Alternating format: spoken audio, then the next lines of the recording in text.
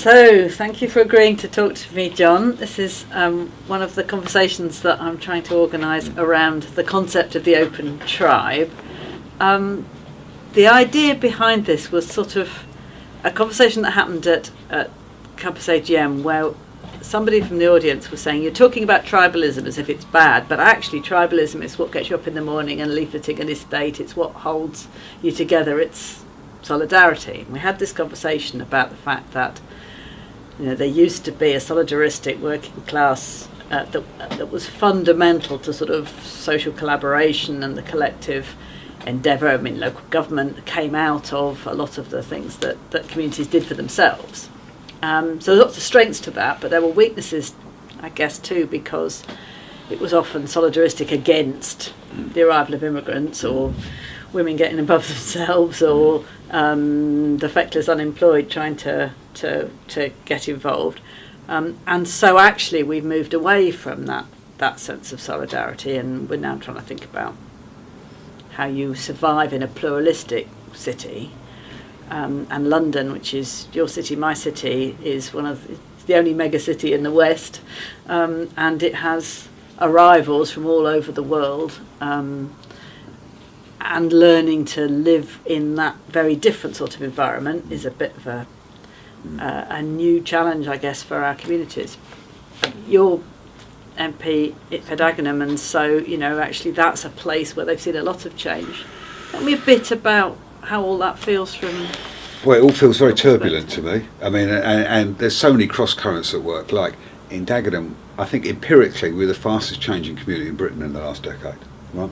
Which is no surprise if you think it's the cheapest housing market in Greater London. And as you said, London is just fantastically vibrant, and people are moving in and within all the time. So in one sense, we've disproportionately taken the strain in terms of just the flow of people in. Now that's thrown up huge issues of extremism, how you navigate through it, what is the role of public voice, because it was a solidaristic, white, working class community with mass unemployment around a car plant. How you deal with it? I'm quite interested in, because primarily it's West African migration into it, and there is a degree of what people call white flight, which I don't like the term, but there is a migration out further east. So there's this flow of people through the East London Essex corridor along the Thames, and there is a strong racial element to it as well. I'm quite interested in what that means in terms of interculturally, for a start. What is the role of public policy to create intercultural spaces? What does that mean in terms of multiculturalism? And are we on the verge of a third phase from assimilation debates, multicultural debates, now into intercultural discussions? I think that's quite interesting. Ted Candle's written an interesting book. So what's intercultural discussions that's different from what how do you forge a sort of shared common life within that context of extraordinary rapid change and massive cultural differences, and how do you create spaces to exchange those different cultural experiences so people learn, understand and grow together? And what is the role of public policy in nurturing those spaces, rather than having, I don't know, groups or public policy directed to specific cohorts of groups. Which is much more the American model. Right, rather than across cultures. It's interesting, because I was at this conference in Mumbai about megacities, and I was the part of the London representation, which is why I say London's the only megacity in the West, because it was the only one that got invited from the West. They were sort of saying, how do we learn from London about infrastructure, transport, the economy, and all the rest of it?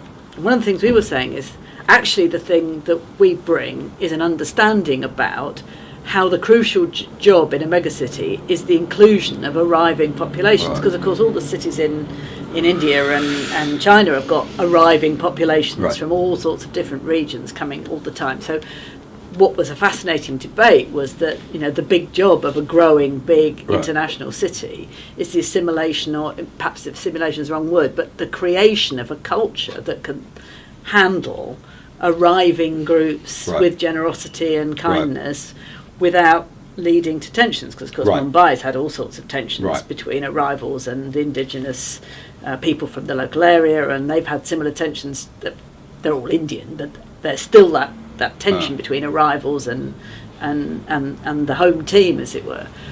So this felt like a really, not just a British issue, but an international issue. And the conversation I was having with Ruth Lister was really about, at one point, saying, is it true that, solidarity is about people who are the same, that we tend to be solidaristic with people like us, and that there's a sort of inevitable tension between different communities, different backgrounds? It makes it much harder to think about belonging and togetherness. Or actually, is that actually an artificial construction? Is it perfectly possible to have a sense of connection with people, but we would have to find it in a different sort of way? I mean, I come at this because I'm quite tribal in my instincts. You see, being perfectly honest, I sort of live in gangs, tribes, crews, teams.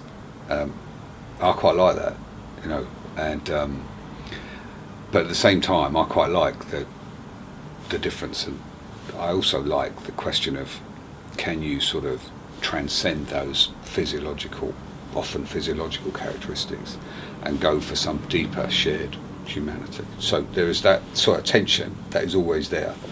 I'm quite interested. So take Dagenham, right? It was literally manufactured as an estate for slum clearance, post-war clearance as well for white working class families. The dynamic now is West African families migrating for not dissimilar reasons, for not slum clearance, but for searching for a different type of life out of the inner city.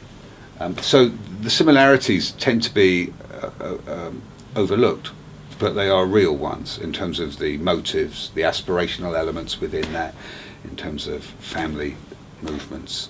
And actually my own experience is the actual characteristics of the new migrants into the community are very similar to the traditional families. Like, I came from a very big Irish Catholic migrant family, and very similar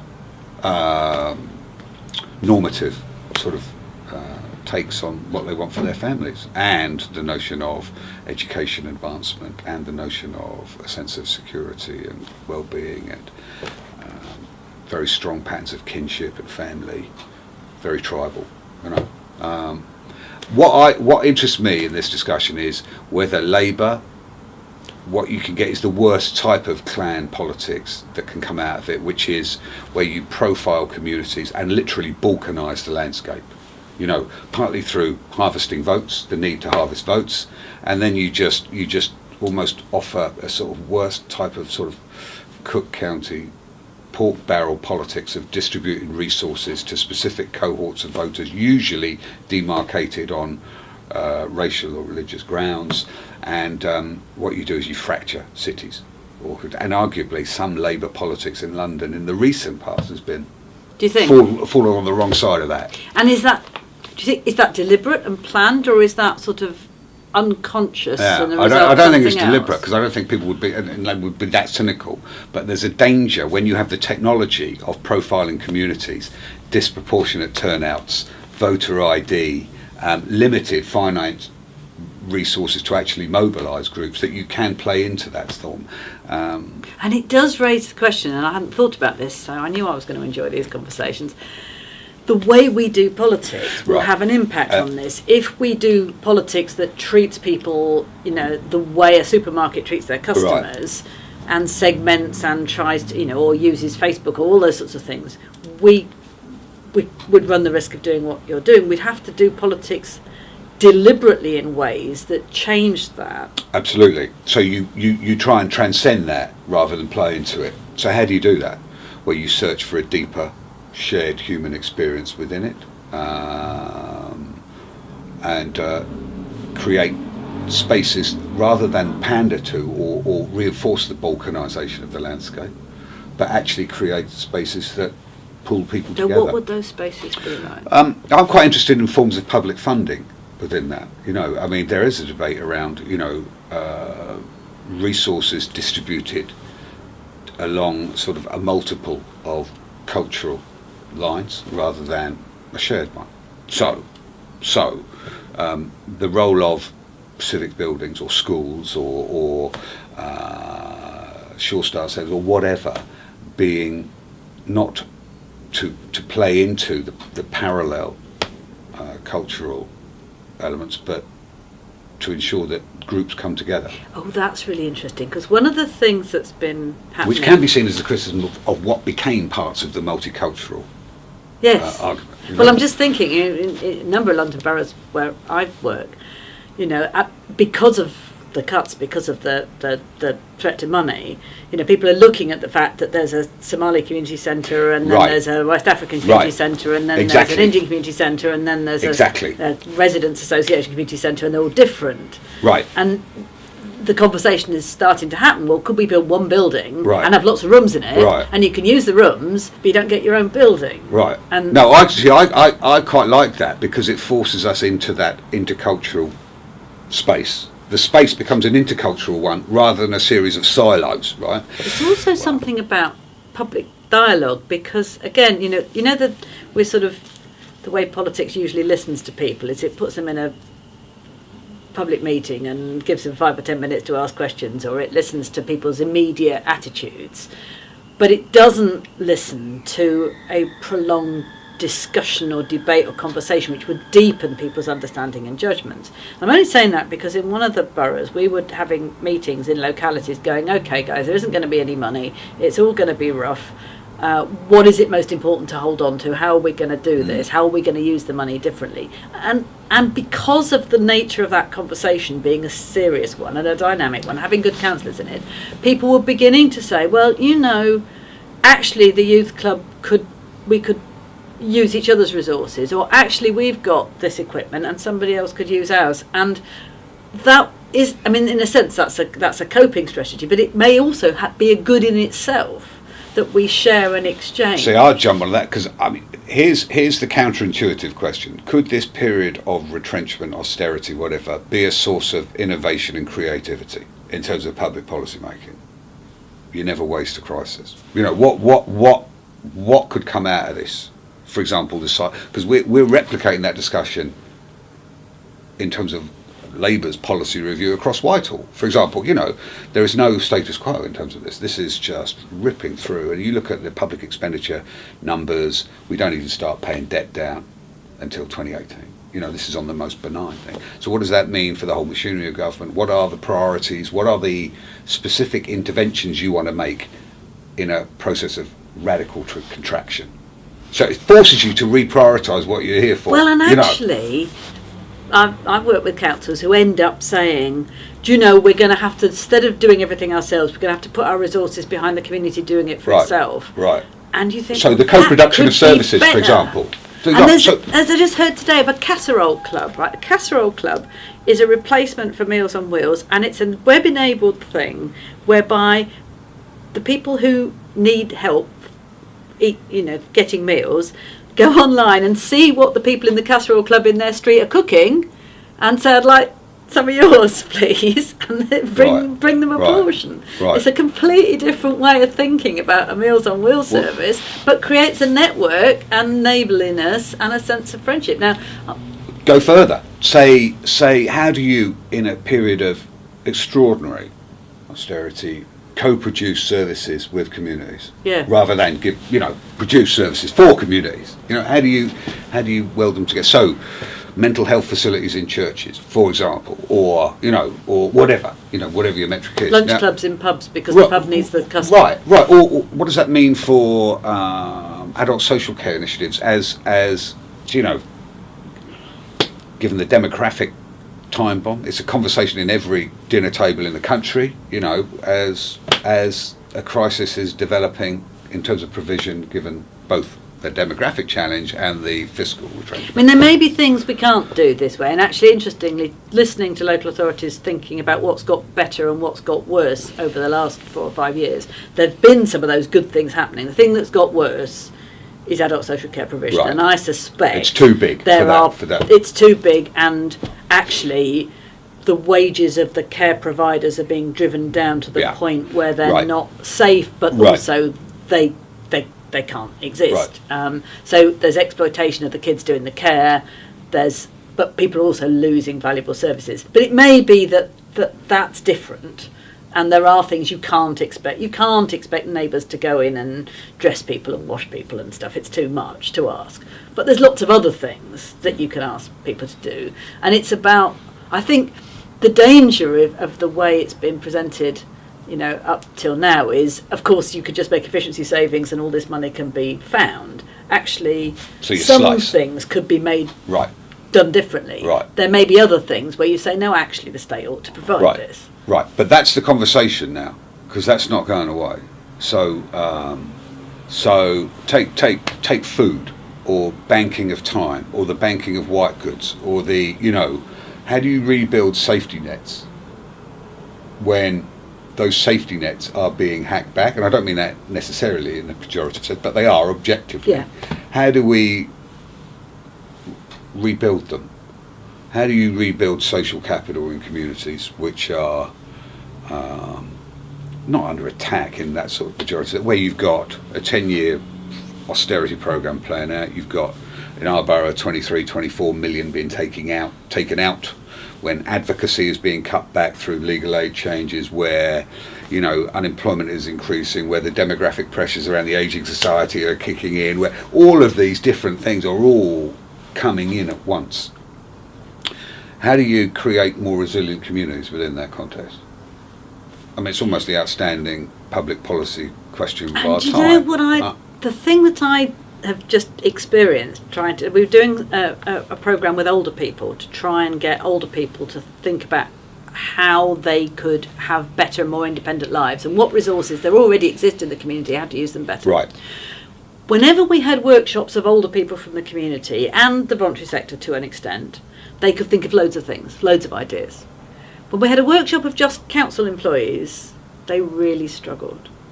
And there's something about how we liberate the creative energy of people, and actually once you had mixed workshops of council staff and older people and people, then they could start to think generally. But a workshop just of council staff, they could just see the downside. They struggled. Now, that's not true of everybody, and it's not true of all council staff. I meet lots of creative people, but there is something about how we generate the creativity in bureaucracies, because that's, people don't self-select to go into a bureaucracy if they're a creative mind. So how do we build that creativity? Because I think public institutions are struggling to co-produce because they find the thing very counterintuitive. I agree. But there is, look at it another way as well. Look at it at the national level. If I was just going through some numbers literally today, saying from 2015 onwards, with a ring fence around educational health or overseas, departmental cuts are about 6-7% a year per department across the front, without a ring fence, to nudging 3% through the next parliament. So how are we going to deal with that? Now, one of the ways to deal with that is you systematically go through the evidence base about what succeeds in terms of social policy intervention. So early years, you look at it on a longer term calculus about investment and what can be saved through the course of it. Similarly, prison reform, recidivism, or gang initiatives, or whatever. So one part of it is to much more systematic. We have more. We know more and more about what works. One. Question mark? In terms of the evidence base around some, what Graham Allen's doing in terms of the early intervention work, or Dartington. There are think tanks that we begin to know a little bit about what works. There's that element. Second, are there responses developing at local level because things are hacked back? So, for example, we have less advocacy functions, CAB, legal aid. So we're doing a lot of harvesting welfare advice help, or immigration advice help, or legal help as an MP through voluntary tapping up community, lawyers in different parts of the community, and helping us informally on a pro bono basis. Is there forms of volunteering or agency being developed, because it has to, just to cope with what's going on, that can be built and nurtured over time? Is there a different sort of way you have to analyse this in terms of being much more surgical in supporting a finite degree of interventions? What are they, and how you rejig the machinery of government around them, right? That gives you big public service reform agenda actually as well, and also how do you support different forms of volunteering or agency that are emerging in terms of high street campaigns as well. So there's quite a lot. I find it quite an interesting discussion, which is not simply a fight the cuts. No, I think it's much more interesting than that. And two things. One is the local authority I was with the other day was saying the next generation are used to being computer aided, using apps, but doing it themselves. They're not used to being giving advice. They're not used to going and finding a person. They're used to Googling it and getting on with it. So actually the whole culture of what help you need to be independently active is changing. They were also saying that the arriving immigrant community is much more self-sufficient and expects to do stuff for themselves, just wants because of the psychology of the migrant, if you like. I guess, or come from societies where none of this stuff was available. So there's do we rethink what help people need, and is it less of a person that they need and more of a resource? So I guess that's one side of the change. And then the other side of the change is what might happen in civil society that doesn't really need the state anymore, because technology, it's like Southwark Circle, the absolutely, People's Members Club. Absolutely, Technology can enable people to do things on their own. I was thinking precisely about Southwark Circle actually when we were discussing it, which is a really interesting way of boosting. So take for example, more than 4 out of 5 jobs when they're brokered are nowhere near the Department of Work and Pensions, right? Yeah.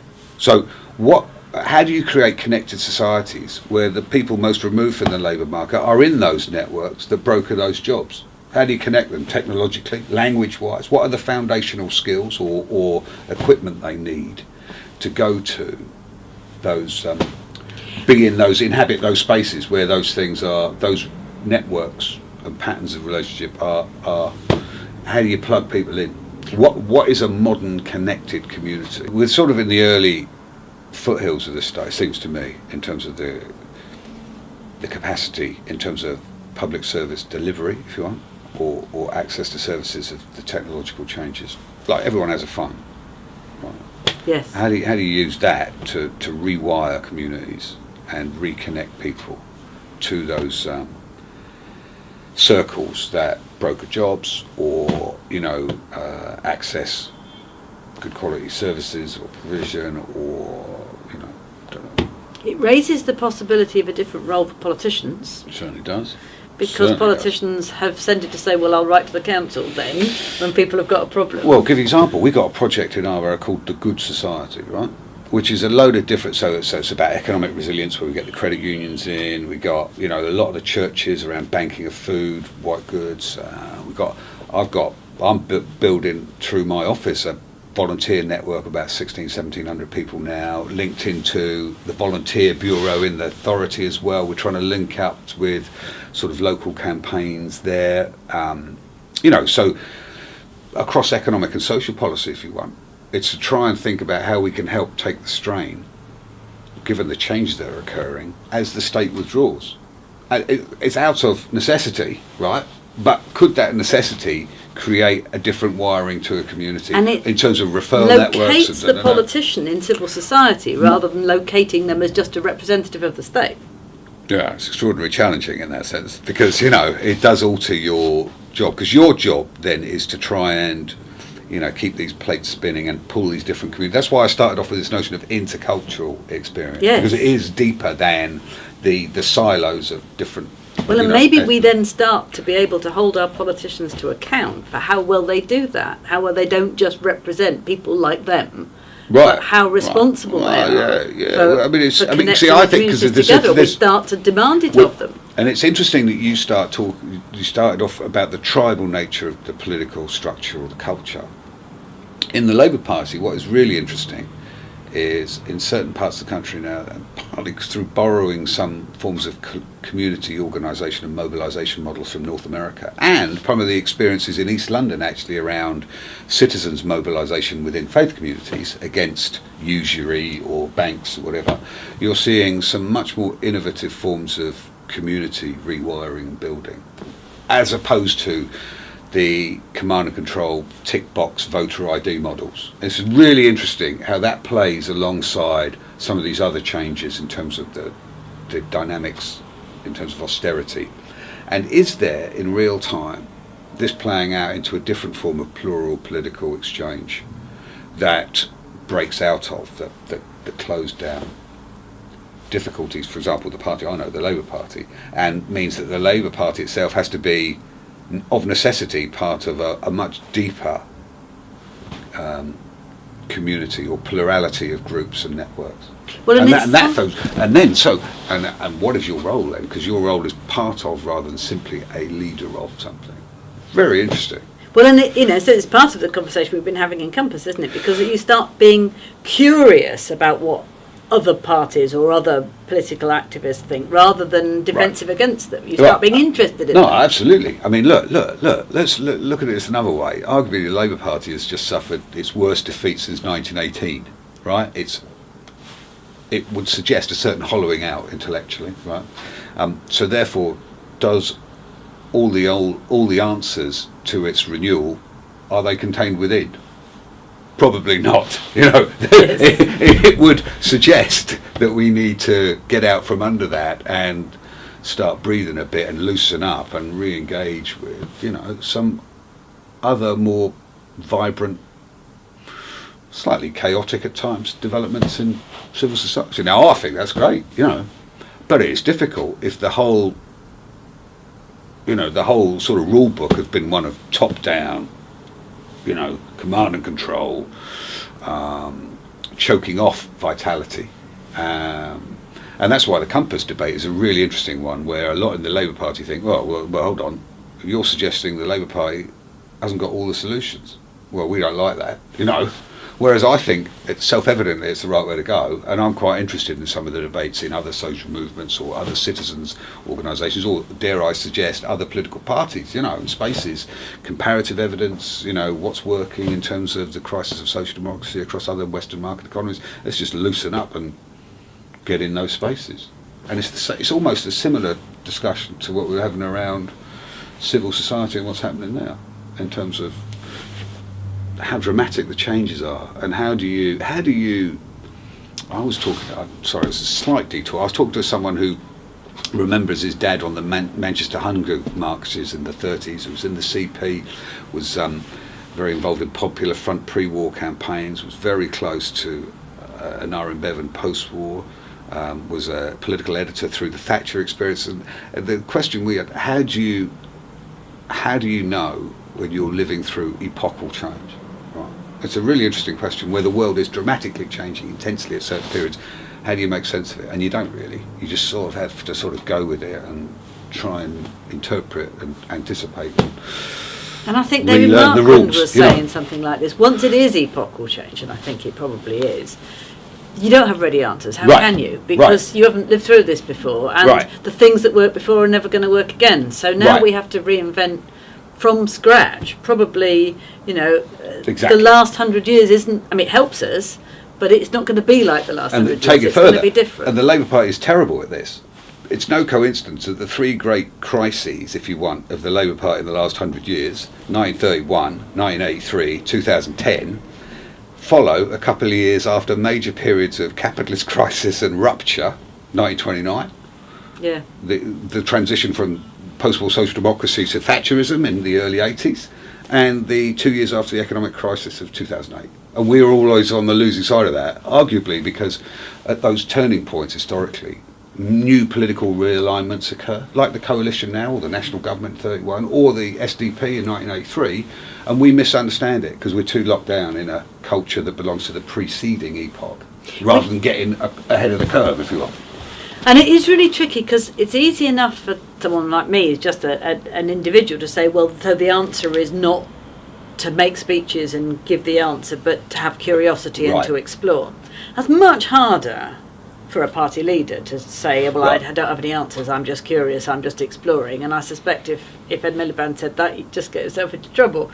Because when he says we have a bit of a blank sheet of paper, or, you know, we need to move to a new era of responsible capitalism or whatever, he gets attacked ferociously because he is challenging certain orthodoxies. And this, of course, not just the political parties, but the media, the establishment, everyone. We can't deal with the sheer velocity of change that comes at those historic turning points. So you castigate those people who are trying to... Yes, and curiosity, which is probably the only way out. And I mean, so for me, this idea about having conversations isn't simply, you know, just because it's fun and I get to meet interesting people like you, but it's because... certain self-interest politically. It's because I think conversation is part of the answer, that actually you get somewhere in a conversation that's better than where you started off. And that actually that's part of a political process that's missing in most of what happens politically. Most of what happens politically is this transmission of the fixed answer. Yeah, it's the tablets of stone thing, isn't it? I'm a politician, look, I've got all the solutions. Well, to me, the first person you ignore is the person who's now telling you how it's going to play out over the next few years, because no one knows really what's happening. The sheer scale of change that is ricocheting all around the country, especially in a place like London, which is so, you know, is extraordinary. And it will mean that the world, you know, we are living in a sort of interregnum between these, you know, how it will, the world politics, the economy will reconfigure. I don't know. Maybe I shouldn't say I don't know. So does that mean that most of what we need to think about at the moment is about what happens in politics rather than about policies for government? I mean, are there policies for government that would follow any of this thinking? Is there a role for the state in being part of whatever this change is? What would that role be? Or are we not? Is it too far away? Well, I always liked the compass discussion around a good society, right? Because to me, it's always been politics. It's always about how do you allow people to live more virtuous lives, if you want, sort of self-fulfill, you know, to realise their potentials. And politics is about building intermediary spaces that allow them to be, you know, to realise those virtues, if you want, become more wise or righteous or compassionate or whatever. And this forces us now to rethink how we do it. In the left, we've had a certain model of delivery of services, and, you know, helping people and fiscal transfers, etc., etc. Now they're not available to us. I mean, like, look at it this way: in this country, we had 15 years of growth, 60 quarters growth. We had an enter boom and bust model of growth-based labour politics, which was not dissimilar to the Crosslands model, actually, which was class reconciliation through fiscal transfers built around economic growth. Mm-hmm. That's gone, right? The music stops late 2008. We're now living in a period of massive retrenchment. Now, what is a humanistic, social democratic labour politics when there ain't no money? Because the rules, the techniques we deployed were a growth-based political solutions. So what's the good life when there's no growth? What is the good life when there's no money? You know, I mean, now I think it actually gets you to more fundamental issues of living a more rewarding life and our obligations and duties to other, which actually maybe were obscured through some of the growth-based obsessions of us in power. And actually, it's quite a useful ready reckoner in terms of us rediscovering certain traditions or conversations or listening again to people with different contributions. And it should be quite a fertile space for us, paradoxically, if we use it properly. Whether or not we will or not, because any cursory reading of history is we usually get on the wrong side of these great big, you know, moments. But that's why I quite really like the compass notion of, you know, just having a much more plural, you know, identity and conversational manner, and just trying to open up those difficult conversations about how we all socially and economically navigate through it all. And there ain't no tablets of stone, really. And that's what makes it such a really interesting period, because they don't come along too often, do they? In conclusion, what's your picture of the good life? What does it mean for you? Well, I know what I like doing, but they're sort of like I tell you what I've done for the last 3 years. I've built a house on an island, on a beach off the west coast of Ireland. Right, that's wonderful. What I did. That's what we did, and it's been partly because my family and my wife's family, they all migrated from the west of Ireland in the 50s, and they went America, England, Australia, Canada, the usual thing. They just went, so the diaspora thing, and they never had a home in Ireland because it was the usual tragedies. Anyway, so we set out years ago to say that's what we're going to do, and it's a fantastic experience. Yeah, it's a fantastic experience. So it's just like, and it's just and it's literally the furthest west in Europe. So it's a fantastic experience. But then you just go fishing and walk on the beach. That's what I like. I think a house on the beach in Ireland sounds like a good life to me. So I've got it. So I'm done. Thank you. No, I have actually. That's great. Thanks a lot. Yeah.